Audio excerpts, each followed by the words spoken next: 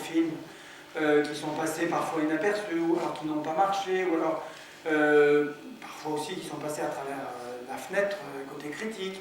Et il ne s'agit pas d'aligner des chefs-d'œuvre, il ne s'agit pas de faire dans l'hyperbole ou dans le... mais au contraire de tenter paisiblement, comme ça, dans un week-end pluvieux, de reprendre la patience et l'attention pour les films. Par ailleurs, outre le fait que Bertrand est dans l'actualité pour avoir été consacré l'un des 155 gauchistes qui mettent la légalité républicaine en cause par les RG, vous avez lu ça dans les journaux, mais Jean-Claude Raspienjas, c'est là, c'est lui qui a écrit ce livre qui sort là, chez Flammarion. Et c'est là-dessus que sont appuyés les RG. Oui. J'ai fait une erreur tout à l'heure parce que Bertrand a balancé une vacherie sur Sophie Marceau. Je disais qu'elle n'était pas dans le livre, pas du tout, elle l'est. Donc le livre, voilà. Et puis on va parler un peu de Michael Powell. Donc alors ça vous coûtera 139 francs. Et celui-ci beaucoup plus cher, 199 francs. Non, simplement pour dire qu'au sein de ce programme de films contemporains, et je vous conseille vivement de rester avec nous après une rapide collation tout à l'heure dans un restaurant du quartier pour les deux films de ce soir, dont le premier, Ce que je sais d'elle, d'un simple regard, qui est un très beau film fait par un homme qui est le fils de Gabriel Garcia Marquez, d'ailleurs, et c'est un film sur les femmes.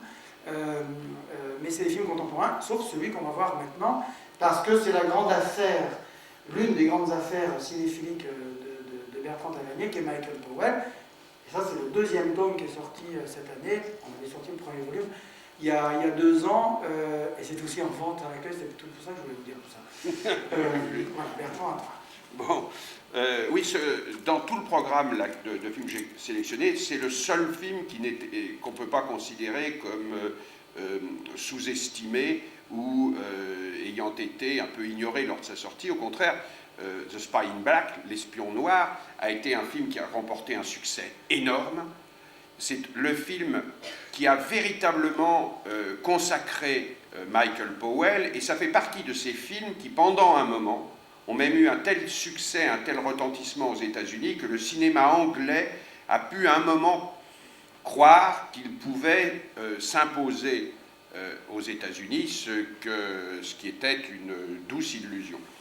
Et ce qui a provoqué, et c'est le sujet du deuxième volume de Powell, c'est la croyance de producteurs jusque-là très avisés et extraordinairement inventifs comme Alexandre Korda, de croire qu'ils pouvaient s'associer avec des producteurs américains pour pénétrer davantage le marché américain, et ça aboutit à des films qui souvent seront des échecs, des films qui seront dont l'un au moins est jugé comme quelque chose d'hybride, et c'est l'un des rares films de Powell-Pressburger qui sera, je crois, mutilé, massacré. Encore qu'il vaille beaucoup mieux que sa réputation, c'est The Elusive Pimpernel, qui n'est jamais sorti en France, et qui sortira, c'est un film en couleur extraordinairement raffiné, que les Américains sortiront en noir et blanc. Samuel Goldwyn ne le sortira qu'en noir et blanc, ce film qui était célèbre pour ses recherches de couleurs et de costumes. Mais ça, on en est encore au moment où les choses vont bien. Alors Powell il y a quelque chose de très particulier, Powell. Powell a commencé sa carrière de metteur en scène en tournant ce qu'on appelait des quota quickies, qui étaient une loi anglaise, à l'époque où l'Angleterre était moins soumise et moins à l'Amérique. L'Angleterre avait réglementé le cinéma. Vous voyez que l'histoire de quotas ne commence pas simplement avec la France contre les États-Unis, ça a commencé dans tous les autres pays. Rappelons qu'en Allemagne, le seul moment où il y a eu un quota de production nationale en Allemagne, c'est entre 20 et 32, et c'est le moment qui a vu l'apparition de Fritz Lang, de Murnau, de Pabst, etc., qui tout d'un coup, parce qu'il y a eu une obligation de production nationale, cette obligation de production nationale a fait naître des chefs-d'œuvre.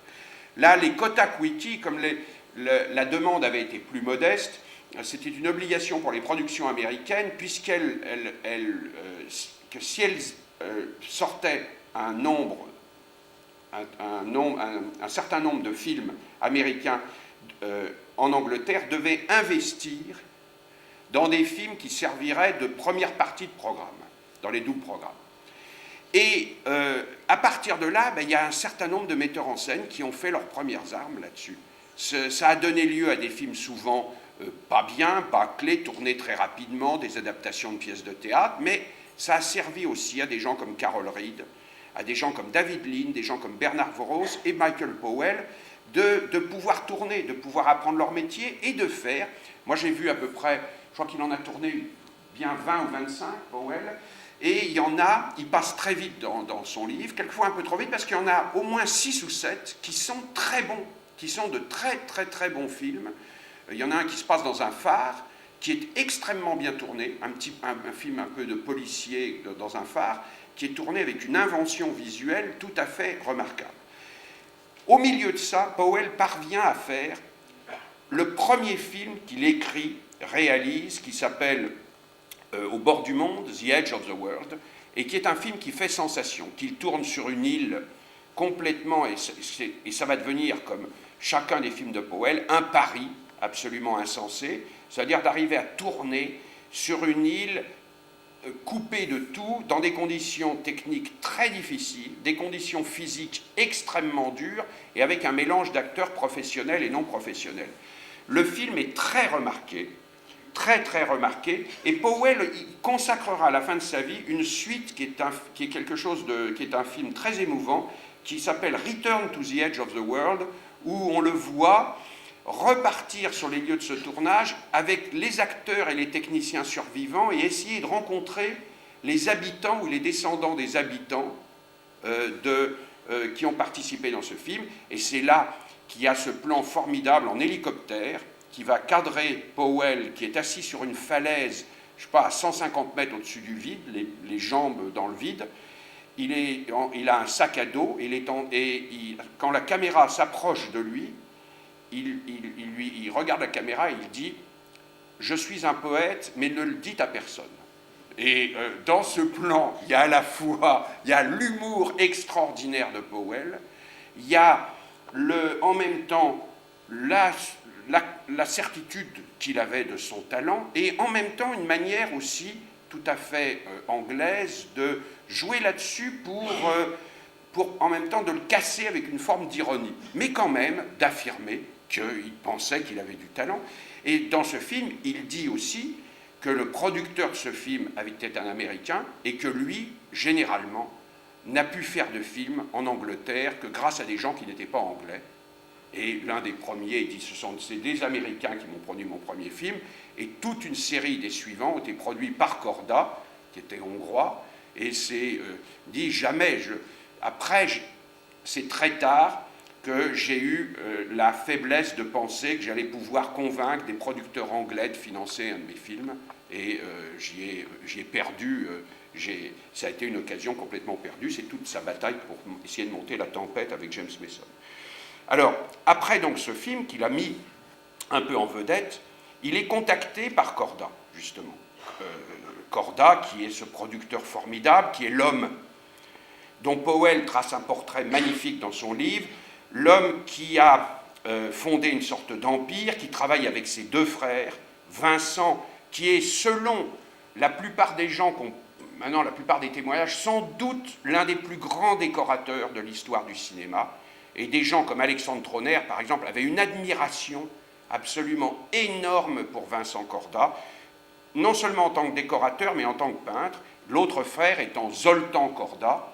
Et les deux des livres qu'on a publiés à l'Institut, les mémoires de Powell et les mémoires de De Tos, tracent de ces familles des portraits inoubliables, de la lutte entre les frères, des rivalités, et du portrait de Sir Alex, qui était un homme, un snob, dira Powell, mais un homme qui croyait passionnément dans le cinéma, l'homme qui a convaincu, qui a senti bien avant tout le monde le talent de Winston Churchill, et quand Winston Churchill a été battu aux élections, plutôt que de le laisser vivoter et risquer de compromettre son intégrité, Korda le prendra pendant près d'une dizaine d'années comme scénariste sous contrat, en lui demandant d'écrire la vie de son ancêtre, le duc de Marlborough, et il en résultera en fait aucun scénario, mais je crois 10 volumes.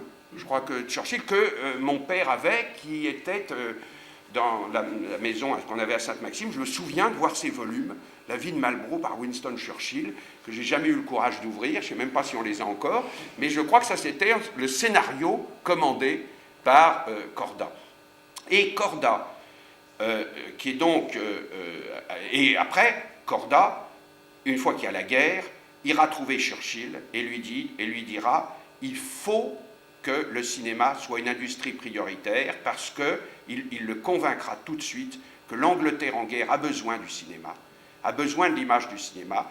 Churchill décrétera le cinéma industrie prioritaire et obligera tous les ministères à commander des films aux metteurs en scène, aux studios, et les studios auront la possibilité d'avoir du courant autant que les usines et que les usines métallurgiques ou les usines de construction d'armes.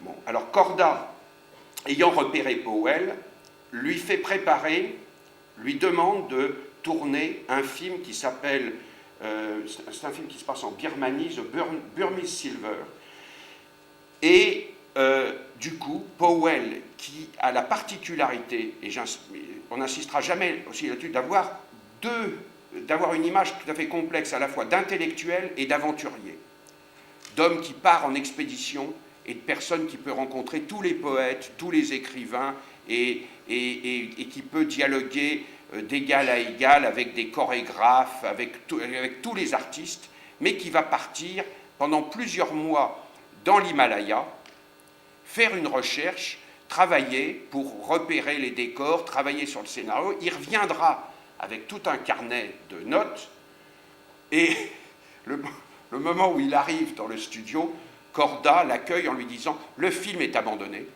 Donc lui s'est trimballé dans la montagne, a crevé de froid, a vraiment vécu une aventure absolument énorme pour s'entendre dire que c'est fini. On le fera peut-être plus tard, mais en attendant, voilà, je veux que vous fassiez un nouveau film. C'est L'Espion Noir, un roman d'un romancier écossais paru dans un magazine que Powell, dans un magazine que Powell connaissait bien et qui avait fait travailler, comme parmi ses prédécesseurs, des gens comme Robert Louis Stevenson et John Buchan. Et Powell lit le bouquin, lit d'abord le scénario et le trouve extraordinairement mauvais.